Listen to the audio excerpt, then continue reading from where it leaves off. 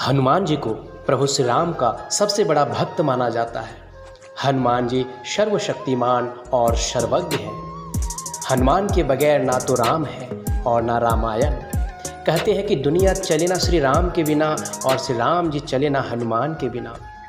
जब रावण पंचवटी से माता सीता का हरण कर लंका ले गया, तब राम और लक्ष्मण जंगलों में माता सीता की खोज में वन वन भटक रहे थे। इस दौरान कई घटनाएं घटी।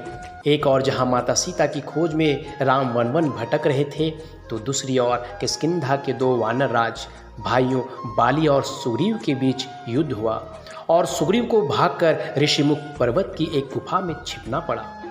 ऋषिमुख पर्वत वाल्मीकि रामायण में वर्णित वानरों की राजधानी किष्किंधा के निकट स्थित था।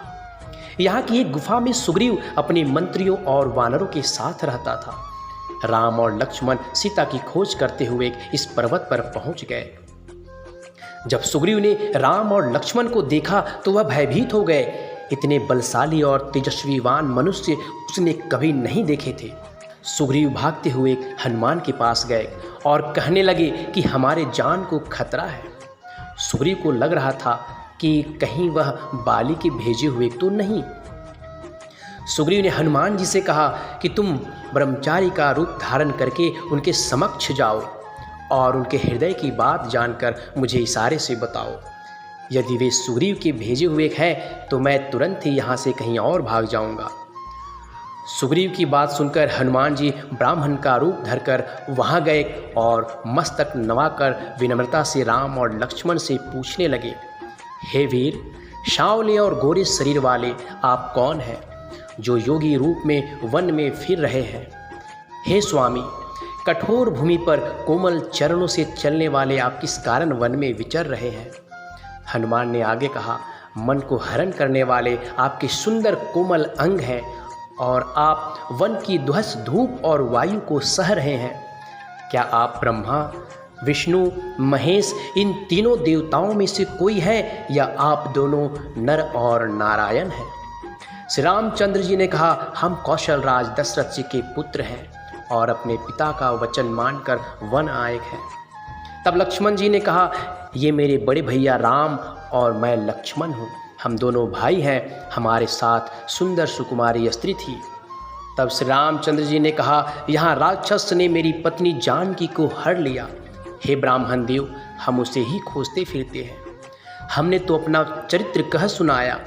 अब हे ब्राह्मण देव, आप अपनी कथा कहिए, आप कौन हैं? प्रभु को पहचान कर हनुमान जी उनके चरण पकड़कर पृथ्वी पर गिर पड़े। उन्होंने साष्टांग दंडवत को प्रणाम कर स्तुति की। अपने नाथ को पहचान लेने से हृदय में हर्ष हो रहा है। फिर हनुमान जी ने कहा, हे स्वामी, मैंने जो पूछा वह मेरा पूछना तो न्याय था। वर्षों के बाद आपको देखा, वह भी तपस्वी के भेष में, और मेरी वानरी बुद्धि, इससे मैं आपको पहचान ना सका। मैं तो आपकी माया के वश भूला फिरता हूँ। इसी से मैंने अपने स्वामी को नहीं पहचाना, किंतु आप तो अंतर्यामी हैं। ऐसा कहकर हनुमान जी अकुलाकर प्रभु के चरणों पर गिर पड़े। उन्होंने अपना असली शरीर प्रकट कर दिया। उनके हृदय में प्रेम छा गया। तब श्री रघुनाथ जी ने उन्हें उठाकर हृदय से लगा लिया और अपने नेत्रों के जल से सींचकर शीतल किया। राम ने हनुमान को हृदय से लगाकर कहा, हे कपि सुनो, मन में गलानी मत मानना। तुम मुझे लक्ष्मण से भी दुने प्रिय हो।